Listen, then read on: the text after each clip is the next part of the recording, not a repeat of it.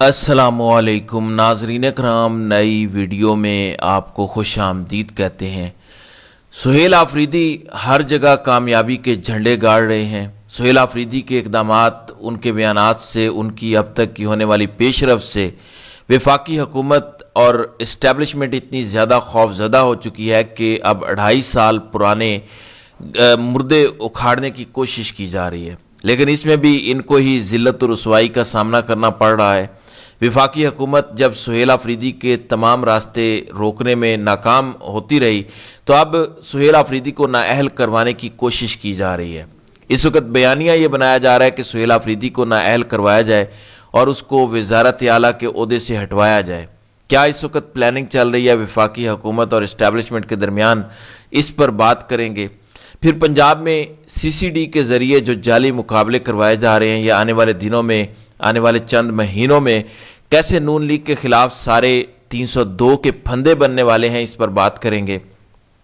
پھر نیازی لا حکومت اور اسٹیبلشمنٹ کے حلق میں پھنس گیا ہے۔ یہ نیازی لا کیوں حکومت کے لیے پریشانی کا باعث بن چکا ہے، اس پر بات کریں گے۔ پھر نون لیگ کو ابھی تک ڈرافٹ نہیں ملا، یعنی آئینی ترمیم پیش ہونے جا رہی ہے اور حکومت سیاسی جماعت کو ڈرافٹ تک نہیں ملا، اس پر بھی ویڈیو کے آخر میں بات کریں گے۔ ناظرین کرام، سہیل آفریدی کو نااہل کروانے کے حوالے سے باتیں اس وقت کی جا رہی ہیں۔ ویسے تو میں نے پچھلی ویڈیو میں اس پر بات کی ہے، اس پر مزید کچھ تفصیلات سامنے آئی ہیں۔ ایک تو منیب فاروق کی جانب سے سب سے پہلے یہ تھیوری چھوڑی گئی، یہ پھلجھڑی چھوڑی گئی کہ سہیل آفریدی کو ڈی سیٹ کروایا جا سکتا ہے، نااہل کروایا جا سکتا ہے۔ اب انہوں نے ذلت، رسوائی اور گندگی کا ٹوکرا اپنے سر پر رکھا ہوا ہے، اور وہ ٹوکرا گندگی کا لیک ہو رہا ہے، یہ خود بھی گندے ہو رہے ہیں اور ہر جگہ یہ تعفن اور بدبو پھیلا رہے ہیں۔ سہیل آفریدی کا پہلی بار جب خان نے نام دیا، اس وقت سے لے کر اب تک ہمیشہ ہر موقع پر ان کو شدید ذلت، رسوائی اور شکست کا سامنا کرنا پڑا۔ سب سے پہلے انہوں نے کہا کہ سہیل آفریدی کا نام قبول نہیں ہے، اس کو وزیر اعلیٰ نہیں بننے دیں گے، یہ دہشت گردوں کا ساتھی ہے۔ لیکن خان ڈٹ گیا، خان کے لوگ ڈٹ گئے اور انہوں نے تمام تر حکومتی اور اسٹیبلشمنٹ کی مخالفت کے باوجود سہیل آفریدی کو وزیر اعلیٰ منتخب کروا لیا۔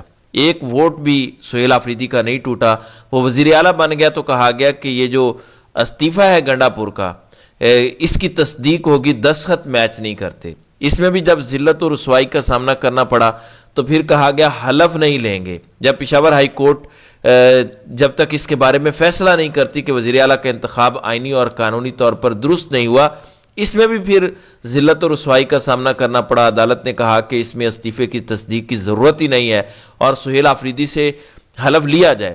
پھر حلف بھی لیا گیا، پھر جب وہ وزیر اعلیٰ بن گیا تو کہا گیا کہ ملاقات نہیں کرنے دیں گے۔ پھر کہا گیا کہ سہیل آفریدی کے خلاف گورنر راج خیبر پختونخوا میں لگایا جائے گا، لیکن اس میں بھی ناکامی کا سامنا کرنا پڑا۔ اس کے بعد سینٹ الیکشن آ گیا شبلی فراز والا، اس میں خرم ذیشان 91 ووٹ لے کر کامیاب ہو گئے، اس میں بھی شکست کا سامنا کرنا پڑا۔ تو جب سے سہیل آفریدی آیا ہے، ایک ایک قدم جو سہیل آفریدی کو کاؤنٹر کرنے کے لیے اٹھایا گیا، ان سب میں وفاقی حکومت ہو یا اسٹیبلشمنٹ، ان کو مسلسل ناکامی اور ناکامی کا سامنا کرنا پڑ رہا ہے، کسی میں بھی کامیابی نہیں ملی۔ اب جب یہ سارے حربے ناکام ہو گئے ہیں، ہر طرف سے ذلت و رسوائی سمیٹ لی، تو ابھی بھی دل نہیں بھرا۔ اب یہ کہتے ہیں کہ ہم سہیل آفریدی کو ڈی سیٹ کروائیں گے، نااہل کروائیں گے۔ یہ 2023 کی سہیل آفریدی کی ایک ویڈیو اٹھاتے ہیں جب وہ زمان پارک میں تھے اور انہوں نے وہاں کچھ ویڈیوز ریکارڈ کی تھی جس میں ان کی کچھ سیلفی شارٹس بھی ہیں۔ یہ گزشتہ روز ویڈیو سرکولیٹ کر رہی تھی اور اس فوٹیج کو CCTV فوٹیج قرار دیا جا رہا تھا، لیکن یہ ویڈیوز سیلفی شارٹس ہیں۔ زمان پارک میں جب وہ تھے، یہ اتنے نالائق ہیں، میں سمجھتا ہوں کہ نالائقی بھی ان سے پناہ مانگتی ہے، یہ اتنے پرلے درجے کے جاہل ہیں۔ اب اس ویڈیو کی بنیاد پر پہلے منیب فاروق نے باتیں کی، پھر حکومتی چمچوں نے اس پر ٹویٹس کی، اور پھر اس پر وزیر اعظم کے کوارڈینیٹر اختیار ولی نے گھر کے اندر بند کمرے میں کھڑے ہو کے پریس کانفرنس کھڑکا دی اور کہا کہ سہیل آفریدی ملٹری انسٹالیشنز پر حملوں میں ملوث ہیں۔ PTI کے احتجاج میں انہوں نے شرکت کی، اس کی ویڈیوز موجود ہیں۔ ویڈیوز احتجاج کے دوران بنائی گئی اور یہ ثبوت کافی ہیں سہیل آفریدی کی نااہلی کے لیے۔ پہلی بات تو یہ ہے کہ سہیل آفریدی کے خلاف اگر یہ ثبوت کافی ہیں تو آج تک یہ ثبوت کسی عدالتی فورم پر پیش کیوں نہیں ہوا؟ وہاں سہیل آفریدی کے خلاف مقدمہ کیوں نہیں چلایا گیا؟ آپ کو پتا ہے جب پچھلے دنوں خان کا بھانجا شاریز خان اور شیر شاہ گرفتار ہوئے تھے تو اس میں اعتراض کیا گیا تھا کہ 27 مہینے بعد آپ ایک بندے کو گرفتار کر رہے ہیں جس کا کہیں کوئی نام ہی نہیں ہے۔ سہیل آفریدی کے خلاف بھی وہی معاملہ ہے، آج تک پنجاب میں کوئی مقدمہ سہیل آفریدی کے خلاف نہیں۔ 2.5 سال پرانی جب عمران خان کے گھر پر مارچ 2023 میں حملہ ہوا، اس کی فوٹیج اٹھا کے کہتے ہیں کہ یہ اس کے خلاف شواہد ہیں اور 9 مئی کے مقدمات بنے ہیں اور اس کو نااہل کروایا جائے گا۔ نااہل کرنے کی دھمکیاں دینے والا شخص خود عام انتخابات 2024 میں اپنے حلقے کی صوبائی سیٹ پر صرف 5688 ووٹ لے سکا اور ہار گیا، عوام نے اس کو ریجیکٹ کر دیا۔ تو عوام سے مسترد ہونے والا اختیار ولی کھڑے ہو کر یہ کہتا ہے کہ ہم ایک منتخب وزیر اعلیٰ کو نااہل کروائیں گے، تو چلیں زور آزمائی کر لیں۔ ذلت اور رسوائی کی اگر کوئی تھوڑی بہت گنجائش رہ گئی تھی تو وہ بھی میڈل گلے پہ لگا لیں، بلکہ سینے پہ لگائیں۔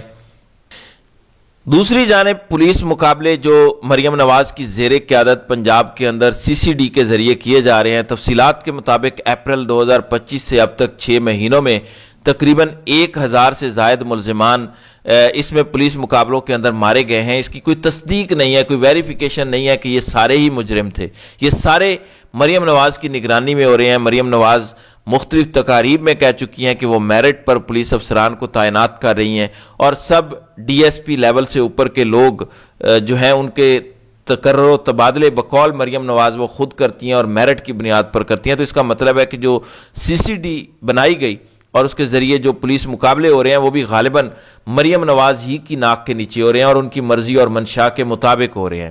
اسی حوالے سے سینئر صحافی احمد فراز کہتے ہیں کہ اس وقت CCD کے ذریعے جو پولیس مقابلے ہو رہے ہیں، ان پولیس مقابلوں سے نون لیگ کے لیے بڑی مشکلات پیدا ہو سکتی ہیں۔ اس کی وجہ یہ ہے کہ یہ سارے مقدمات بعد میں نون لیگ کے خلاف 302 کے پرچوں میں تبدیل ہوں گے اور یہ چارج شیٹ ہے جس کو رانا ثناء اللہ آن کر چکے ہیں، مریم نواز آن کر چکی ہیں، نون لیگ کے دیگر لوگ بھی اس کو آن کرتے ہیں کہ ماورائے عدالت جو CCD کے ذریعے مقابلے ہو رہے ہیں یہ درست ہیں اور ہمارا نظام انصاف مکمل طور پر ناکام ہو چکا ہے۔ وزیر اعظم کا مشیر رانا ثناء اللہ ٹی وی پہ بیٹھ کے یہ کہتا ہے کہ نظام انصاف تباہ ہو گیا ہے، اس لیے یہ پولیس مقابلے جائز اور درست ہیں۔ تو سوال یہ ہے کہ نظام انصاف تباہ کس نے کیا ہے؟ 26ویں ترمیم لے کر کون آیا؟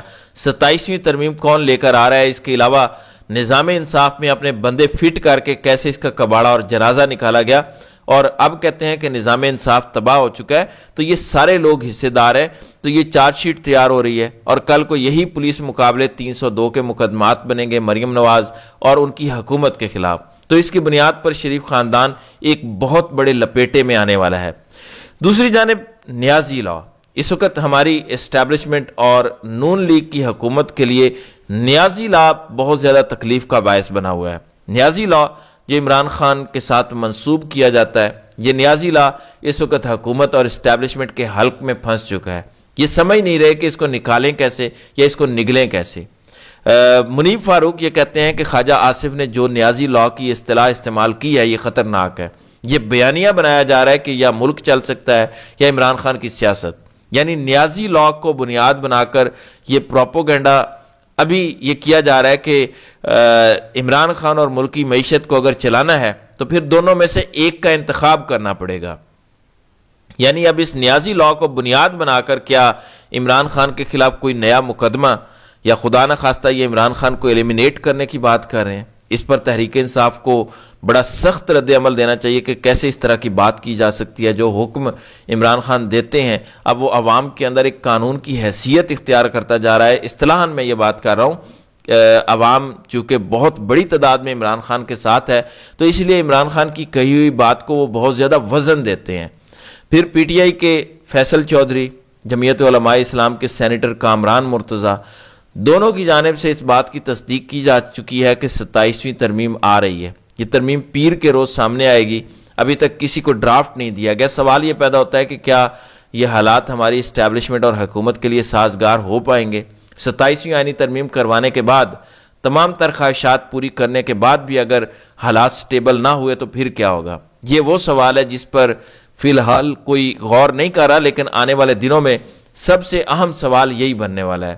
نون لیگ حکومت اس بات کو تسلیم کرتی ہے۔ بیرسٹر عقیل نے ٹی وی پروگرام میں اس بات کا اعتراف کیا، اس کی تصدیق کی کہ ابھی تک ڈرافٹ ہمیں نہیں ملا۔ اسٹیبلشمنٹ شاید 27ویں ترمیم کی منظوری سے آدھا گھنٹہ پہلے بند لفافے میں ڈرافٹ بھیجے گی اور وزیر قانون کو وہ دیا جائے گا، وزیر قانون اسے شک وائز پڑھے گا اور اس پر پھر منظوری لیتے رہیں گے اور یوں آئینی ترمیم منظور ہو جائے گی۔ یہ اس وقت صورتحال بن رہی ہے۔ اسٹیبلشمنٹ خوف زدہ ہے نیازی لاء سے، اور 27ویں آئینی ترمیم کے حوالے سے جس طرح کے کھیل کھیلے جا رہے ہیں وہ آپ کے سامنے بہرحال دیکھتے ہیں کہ آگے آگے ہوتا ہے کیا۔ تو ناظرین کرام، آپ کی اس ویڈیو کے حوالے سے کیا رائے ہے؟ آپ اپنی رائے کا اظہار کمنٹ سیکشن میں ضرور کیجئے گا۔